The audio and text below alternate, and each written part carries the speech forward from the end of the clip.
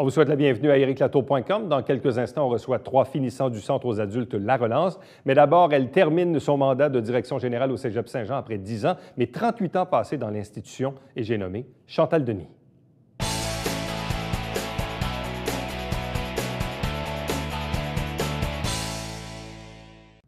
Nous, ici, à la télévision du Richelieu, nous sommes en fin de saison, mais dans d'autres cas, c'est le cas de la directrice générale du Cégep de Saint-Jean-sur-Richelieu, c'est non pas une fin de saison ou une fin de session, mais c'est bien la retraite là, qui pointe à l'horizon. Elle est avec nous. Bonsoir et bienvenue. Bonsoir. Vous êtes d'ailleurs dans des moments de célébration parce que, bon, comme le veut la coutume, vous avez célébré la passation habituelle des élèves pour la saison, mais en même temps, on vous a aussi célébré à travers ça. Ah, j'ai eu beaucoup de reconnaissance et ça m'a fait vraiment chaud au cœur. Ça a commencé avec le gala de l'engagement étudiant au Collège militaire royal de Saint-Jean, ma fête de retraite officielle le 1er juin et la remise des diplômes le 14. Donc, vraiment, c'est des témoignages qui sont inestimables pour moi là, après toutes ces années au service du Cégep. Bon, quand on s'était vu la dernière fois, c'était au moment de l'annonce de votre retraite qui était anticipée pour le 30 juin. Or, vous allez avoir quand même une petite prolongation. On m'a demandé de rester jusqu'au 31 juillet. Mon mandat qui m'avait été accordé en 2006 se terminait le 31 juillet. Alors donc, comme je n'ai pas de projet pour le mois de juillet, j'ai accepté de demeurer en titre. Et la personne qui va d'ailleurs être nommée par le conseil d'administration ce soir, évidemment, il faut que la nomination se fasse, mais c'est prévu un conseil extraordinaire de ce soir.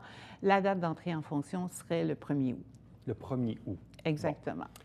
Effectivement, vous l'avez dit, c'est quand même 38 années passées dans le réseau de l'éducation ici, au Cégep Saint-Jean. Oui.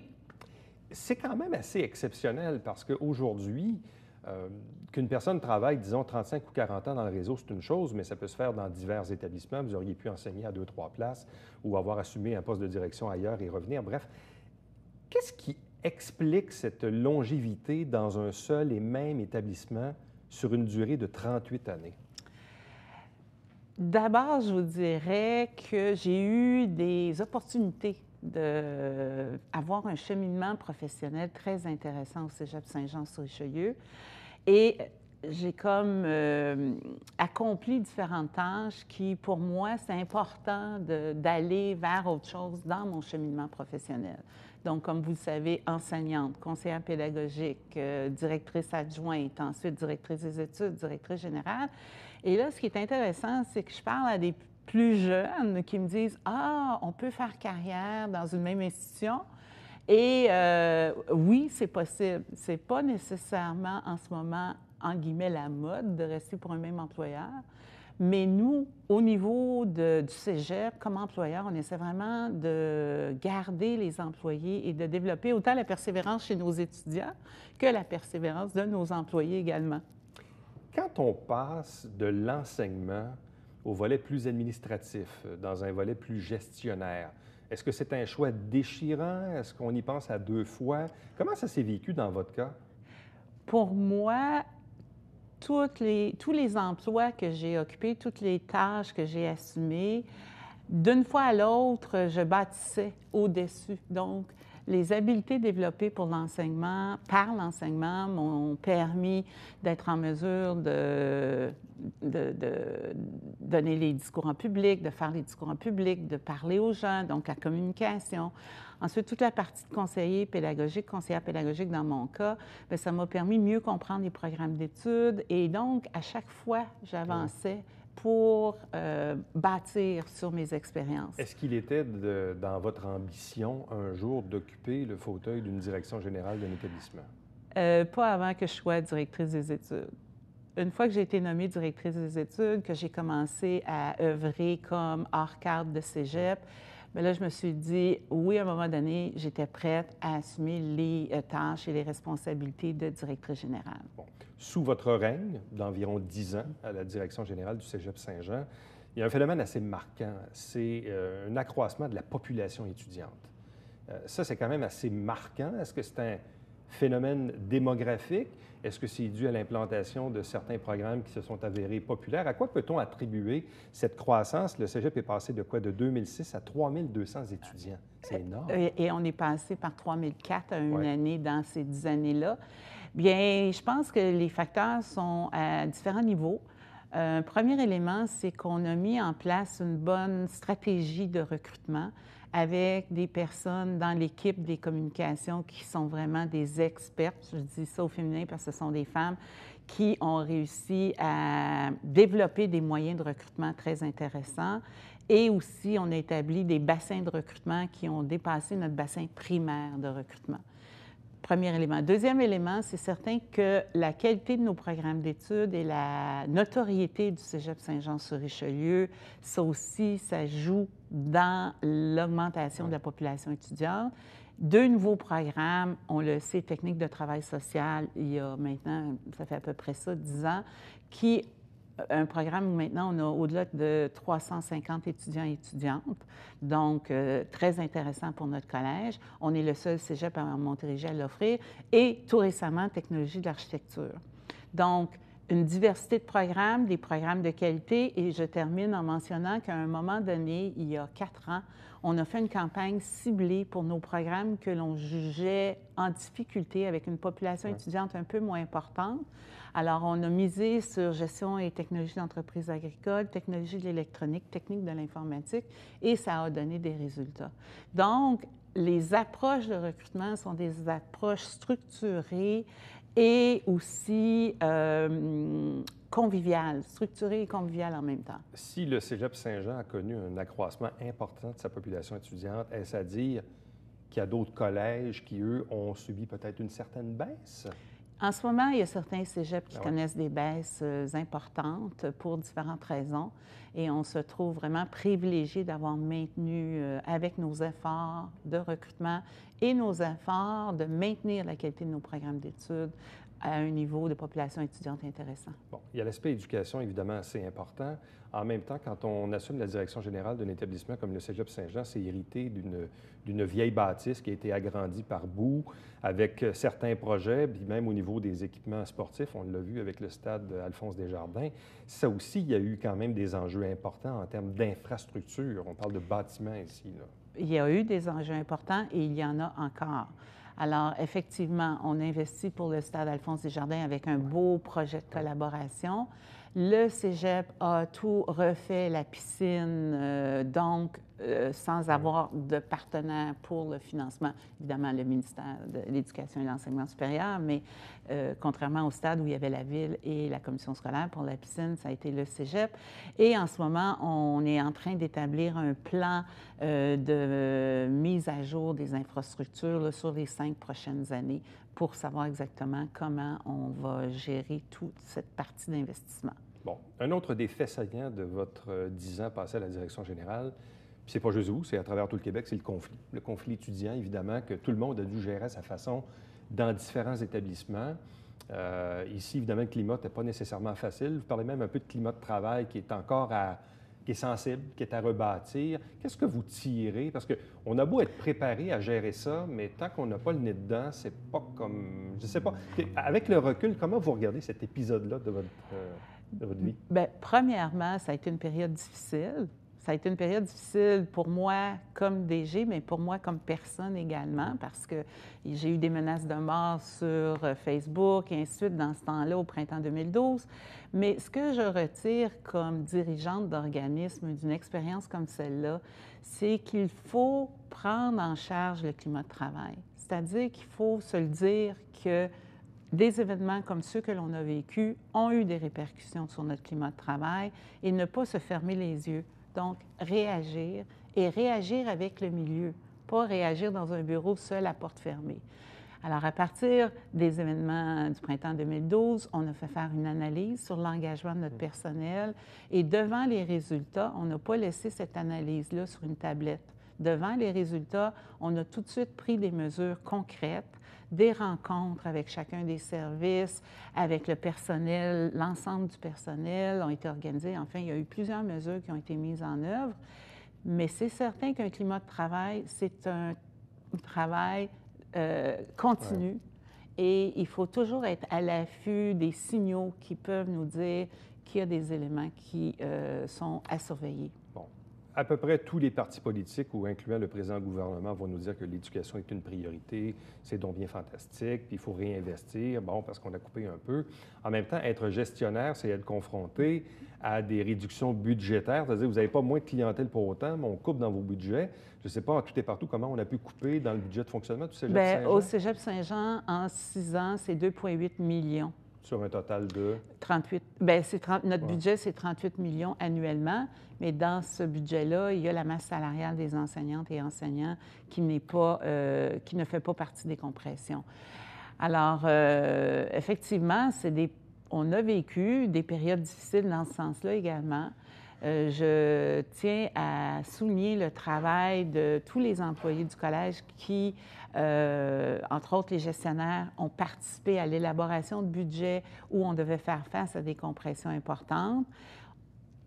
Malheureusement, pour ça, je quitte avec une situation financière un peu plus précaire, mais nous avons confiance, on en a justement parlé ce matin, l'équipe de direction, que la situation précaire va se rétablir avec les mesures que l'on a mises en place, qui sont des mesures pérennes, donc qui vont rester dans le temps. On a essayé le plus possible de ne pas toucher au service aux étudiantes et étudiants, maintenir le niveau de service.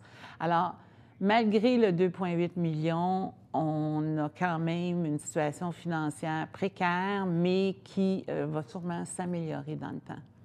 Mais c'est certain qu'on ne peut pas continuer avec des compressions comme ça, là, qui vont... Théoriquement, pour 16-17, on devrait avoir un mini-réinvestissement. Donc, on est en attente encore pour le réseau collégial de savoir comment un montant de 20 millions de réinvestissement va être alloué. Mais au moins, c'est un peu plus positif. En terminant, qu'est-ce que vous souhaitez maintenant sur le plan personnel? Parce que quand on travaille depuis 38 ans, on est habitué à ce rythme de vie-là, d'autant plus quand on dirige une institution et tout ça. Bon, les premières semaines, les premiers mois, on voit ça un peu comme des vacances ou comme un congé un peu plus long terme. Êtes-vous bien préparé pour votre propre retraite? Non, pas du tout. Non? Bien, dans le fond, là, moi, quand j'ai écrit en octobre aux membres du conseil d'administration que j'envisageais prendre ma retraite, j'ai mentionné pour moi que c'était une nouvelle étape de ma vie professionnelle. Alors, je vais prendre un recul, puis ensuite, je vais voir où mon expertise peut être mise à profit et où je peux faire valoir mes connaissances et mes habiletés de gestion. Autrement dit, le golf et l'ornithologie, c'est bien, mais c'est pas à temps plein. C'est peut-être pas à temps plein, mais le golf, je dois m'améliorer, puis l'ornithologie, je dois commencer à apprendre, là, mais pas un emploi, parce que emploi de DG, vous m'avez demandé est-ce que vous pensiez devenir DG, pas vraiment, mais c'est vraiment exigeant. C'est un emploi passionnant, mais au niveau du nombre d'heures, c'est vraiment exigeant. Alors, pour moi, ce sera peut-être avec un peu moins d'heures pour en consacrer un peu plus à l'ornithologie et au golf. Madame Denis, merci beaucoup. Bien, je vous remercie de m'avoir invité. Merci. Et bonne chance dans votre retraite ou pré-retraite ou retraite moitié professionnelle ou moitié personnelle. L'avenir nous le dira. Merci. Merci beaucoup. Bonne fin de journée. Restez avec nous, puisque retour, on reste dans le domaine de l'éducation et on vous parle cette fois du Centre aux adultes La Relance.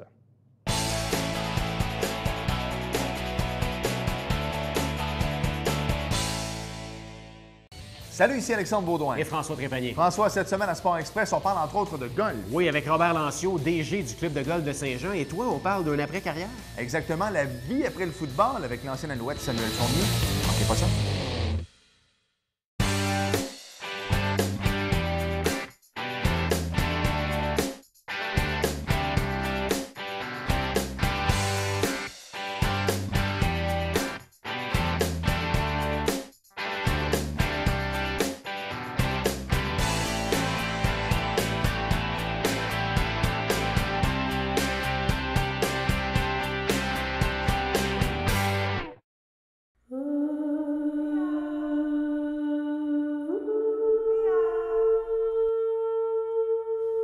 Papa et maman sont redevenus amis.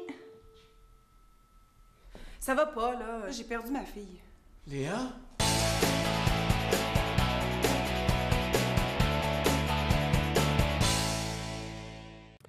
C'est le moment de l'année où les différentes écoles de la région célèbrent un peu leurs finissants, leurs finissantes. C'est le cas du Centre aux adultes La Relance, qui est bien implanté chez nous depuis plusieurs années et qui rend des services, ma foi, somme toute, hyper importants dans notre collectivité. L'éducation, c'est toujours une valeur importante et il n'y a pas d'âge pour s'éduquer ou se rattraper ou peu importe le cheminement qu'on a. Je vous présente nos invités à l'instant. D'abord, la directrice de La Relance, Dominique Pratt. Bonsoir à vous. Bonsoir. Accompagnée de 3 de vos élèves, de vos étudiants et étudiantes. D'abord, Sylvie Lemay. Bonsoir à vous. Bonsoir. Accompagnée aussi de Christelle Laramé. Bonsoir. Bonsoir. Et aussi Pierre Létourneau. Bonsoir et bienvenue. Bonsoir. Il y a combien d'étudiants et d'étudiantes à La Relance? Vous savez, le Centre La Relance, on a une capacité d'accueil d'environ 200 à 270 élèves pour la capacité du bâtiment. Cependant, ce qu'il faut comprendre au Centre des adultes, c'est qu'on est toujours, le mois de septembre et toujours le mois de juin. Donc, il y a un va-et-vient. Les élèves viennent chercher des cours. On voit là, par année, parce qu'on a 2 bâtiments aussi, on en a un également à Marieville, on voit environ défiler entre 1000 et 1200 étudiants. Donc, c'est difficile à chiffrer pour l'année. Et ces étudiants-là, ils viennent chez vous pourquoi? Bien, il y a différentes raisons. La première, oui, compléter un diplôme d'études secondaires. On a également beaucoup d'étudiants qui viennent chercher les préalables pour aller en formation professionnelle, donc un futur DEP. Ensuite, on a des étudiants aussi qui viennent chercher seulement des préalables, qui sont déjà diplômés, mais qui veulent aller au collégial et qui manquent un cours ou 2. On a également des étudiants qui viennent pour notre programme d'insertion socio-professionnelle. On a aussi des étudiants qui viennent maintenant pour notre nouveau programme de francisation. Donc, il y a différents parcours possibles. Et il y en a d'autres aussi, c'est pour aller en emploi, donc aller chercher des compétences, soit un test d'équivalence ou un TDG pour aller compléter une formation ou aller en emploi. Bon. Vous, Mme Lemay, pourquoi êtes-vous allée à La Relance? Moi, il me manquait des crédits pour avoir mon diplôme secondaire 5. Et je suis partie de Lac-Mégantic pour m'emmener ici à Saint-Jean-sur-Richelieu. Et pour pouvoir continuer à me trouver des emplois facilement, j'étais toujours dans le privé. Je travaillais pour une grosse compagnie à Bestar, à Lac-Mégantic, des meubles d'ordinateurs préassemblés. Ouais. Et quand je suis arrivée ici, je me suis rendu compte qu'il y avait beaucoup de petites PME comparativement à Lac-Mégantic. Donc, je me suis dit, Sylvie, va chercher les crédits qui te manquent. Et alors, à 50 ans, j'ai pris des renseignements et je suis allée à La Relance pour aller chercher les crédits qui me manquaient. Et je suis vraiment fière de l'avoir fait. Je ne vous cacherai pas que j'avais une peur parce que j'étais la doyenne. Mais par contre, il y a une belle solidarité à La Relance, ce que je Quand ça fait 30 ans et plus de 30 ans qu'on n'est pas là à l'école secondaire, puis là, on se dit, je vais y retourner, j'ai 50 ans, je retourne là. Je ne sais pas combien de crédits qui vous manquaient ou combien de temps que ça vous a pris les faire, là? Écoutez, j'ai été là 4 ans, mais j'ai été quasi 1 an arrêtée parce qu'il m'est arrivé un petit accident. Mais disons que ça l'aurait pris environ 3 ans. Quand même. Oui. Et puis... Mais il y a une fierté pour vous maintenant de l'avoir fait. Vous regrettez certainement pas de l'avoir fait non plus. Tellement pas, là. Je suis vraiment fière de l'avoir fait. Je sais qu'avec un diplôme secondaire 5 maintenant, je rouvre beaucoup de portes. Des portes même si je vais aller travailler pour le gouvernement. Avant, les portes étaient fermées. Maintenant, avec le diplôme secondaire 5, bien, je peux appliquer. En avez-vous beaucoup, Mme Pratt, là, des Sylvie, 50 ans, là, qui viennent finir leur secondaire? Non, j'en ai pas beaucoup. Sylvie, c'était notre doyenne. On en a quelques-uns dans une année, peut-être 4, 5. C'est un message d'espoir, en quelque part, et de courage aussi. Mais... Exactement, c'est exceptionnel. Puis, en venant ici aujourd'hui, on espère, en tout cas, lancer le message que c'est possible, peu importe l'âge, puis peu importe son but. Les étudiants réussissent s'ils ont un but précis. Si le but est clair et bien défini, ça fonctionne. Christelle, jeune maman de 2 enfants, qui ont quel âge? 3 ans et 6 ans aujourd'hui. Bon. Pourquoi avoir fréquenté La Relance? Dans quel but? Quel objectif? Mon but, au début, c'était d'aller faire un DEP en dessin de bâtiment. Je suis allée à La Relance, je me suis lancée dans les études, puis j'ai découvert l'architecture... que je pouvais aller faire l'architecture au cégep. Donc, j'ai continué. Puis, j'ai atterri avec un diplôme d'études secondaires, puis je regrette pas du tout. Bon, et tout ça dans un délai de combien de temps? Ça m'a pris 2 ans et demi, je crois. Environ 2 ans et demi. Étiez-vous dans une situation d'emploi avant, ou là, c'était peut-être les grossesses aussi? Oui, c'est ça. J'habitais à Drummondville, puis je suis emménagée à Saint-Jean-sur-Richelieu. Puis je venais de finir mon congé de maternité là, de ma petite dernière quand j'ai commencé l'école. En quoi c'est exigeant de le faire, mais en même temps, il y a une satisfaction du devoir accompli de l'avoir fait visiblement, là, ou d'avoir découvert quelque chose auquel vous n'aviez peut-être pas pensé nécessairement? Qu'est-ce que ça demande quand on décide, quand on prend la décision de dire « Regarde, je m'en vais faire ça », ça demande quoi? C'est quoi dans la vraie vie, là, au jour le jour, là, les exigences de tout ça? Beaucoup de structuration. Avec 2 jeunes enfants aussi, c'est pas toujours facile. Ça demande de l'énergie, puis la volonté. Sauf que là, aujourd'hui, vous avez en main, donc, oui. un diplôme d'études secondaires. Oui. Qui, par la suite, donc, votre intention, c'est de vous inscrire au cégep? Oui, mon inscription est faite. J'attends la réponse, là, pour... En architecture? Oui. Ça, c'est quoi? C'est 2-3 ans? C'est 3 ans. C'est 3 ans? Oui. Donc, c'est à temps plein, là? C'est à temps plein. Wow. Donc, ça veut dire que vos enfants vont avoir 6 et 9 ans là, quand vous allez avoir terminé, là? Oui, je vais aller à l'école. Ils vont aller à l'école. Wow! Mais ça vaut, ça en vaut la chandelle, là? Oui, beaucoup. Beaucoup. Puis je le fais pour moi et je le fais pour mes enfants aussi, leur donner un bel avenir. Wow. Pierre, qu'est-ce qui vous amène à la relance? Moi, dans le fond, j'ai eu un parcours assez difficile. Aujourd'hui, j'ai 29 ans. J'ai été diplômé à 29 ans. C'est sûr que je vais garder mon intimité là-dedans, mais j'ai eu des problèmes avec la consommation. Je ne rentrerai pas dans les détails, mais j'ai eu des problèmes avec la consommation, l'alcool et les drogues, pas mal tout au long de ma vingtaine. Puis je me cherchais beaucoup, problèmes d'identité, qu'est-ce que je veux faire dans la vie. Je me faisais pas confiance. Beaucoup d'anxiété. Récemment, ça a fait partie d'une de mes embûches pendant mon parcours à la relance qui a été d'une durée de 6 mois, finalement. J'ai rentré au mois de janvier, j'ai fini au mois de juin. Ça a été court, mais ça a été très bénéfique puis valorisant. Mais pour revenir au fait que, dans le fond, j'ai été diagnostiqué trouble anxiété généralisée. Mais là, dans le fond, moi, d'où j'arrivais de la relance, j'arrivais d'une thérapie. J'ai complété une thérapie de 4 mois pour mes problèmes de consommation. Puis, il était temps, à 29 ans, à 28 ans, à ce moment-là, il était temps que j'accomplisse quelque chose dans ma vie. Puis, j'ai découvert que j'avais envie d'aller dans le domaine du travail social. Donc, fait que là, j'ai dit, je fais de quoi de ma vie, puis je retourne à l'école, puis je vais le finir cette fois-ci. L'élément déclencheur, c'est quoi? Déclencheur pour mon retour à la relance, c'est... je dirais, vraiment construire quelque chose dans ma vie d'important pour mon estime. Tu te lèves un matin, puis là, tu dis, c'est aujourd'hui que ça se termine. C'est ça. Être un citoyen, qui est normal et qui construit quelque chose dans sa vie. Bon. Et là, donc, là, maintenant, tu as en poche un diplôme d'études secondaires complété. Oui. Donc, que tu as fait quand même relativement assez rapide, là, c'est ça? Oui, assez rapide. Il ne me restait pas grand-chose à terminer, mais j'ai fait plusieurs retours aux adultes, puis je faisais des petits bouts, okay. Mais je terminais jamais, je décrochais. Moi, j'en parle en ce moment parce que je veux peut-être aider quelqu'un qui, au lieu de décrocher, de continuer. Est-ce que c'est plaisant de finir quelque chose? C'est une fierté énorme. C'est énorme. C'est très valorisant, comme en ce moment. Je suis en train d'aller porter des CV, puis là, je me cherche de la job. Puis, c'est facile de dire, là, jeudi passé, j'ai été diplômé, tout ça, puis moi, j'ai été accepté pour les pré-bourses et le cégep. Donc, ça paraît bien, là. Fait que là, j'ai une entrevue demain, là, comme Casey au Canadian Tire.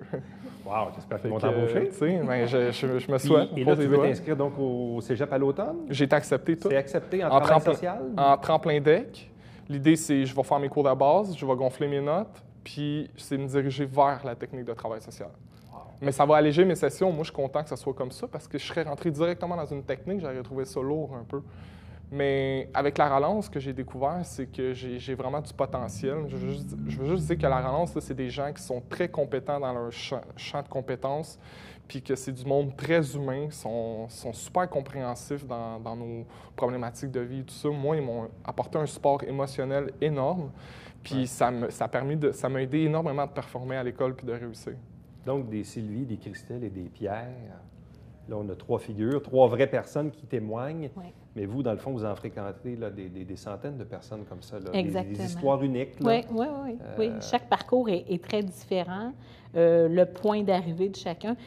Moi, j'ai des êtres humains qui ont tous des parcours différents, mais quand ils continuent et qu'ils persévèrent, ils ont 3 choses en commun. C'est le courage, la persévérance, parce que c'est pas facile de revenir à l'école, on ne se le cachera pas. Et aussi, il y a un but. Donc, quand toutes ces 3 choses-là sont ensemble, mais oui, il y en a. J'ai 3 super étudiants, mais j'en ai beaucoup. Et ce qui est bien aux adultes, c'est qu'on voit des réussites à tous les jours. Donc, à tous les jours, il y a une réussite.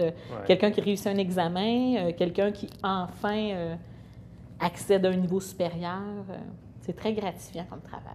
Bon, et dans le fond, le fait d'entendre des témoignages comme ceux-ci, ça peut être un élément déclencheur pour quelqu'un qui nous regarde en ce moment, qui est branle peut-être dans le manche, qui ne le sait pas trop. Oui.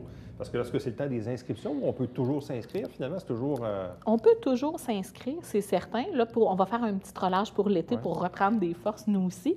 Mais à compter du 8 août prochain, les lundis à 13h en après-midi ou à 19h, il y a des inscriptions. Et aussi, ce que je tiens à dire, c'est qu'il y a peut-être des gens qui ne savent pas trop est-ce que c'est vraiment le bon service ou pas. Moi, je dis, prenez le téléphone, appelez, prenez un rendez-vous. Il y a quelqu'un qui va vous recevoir avec plaisir, puis il va regarder avec vous votre plan de match. Là. À vous 4, merci beaucoup. Bonne chance. Beaucoup. Félicitations, un gros bravo. Puis on vous souhaite le meilleur pour vos projets futurs. Merci. Merci beaucoup. Restez avec nous. Au retour, on vous présente le Babillard quotidien.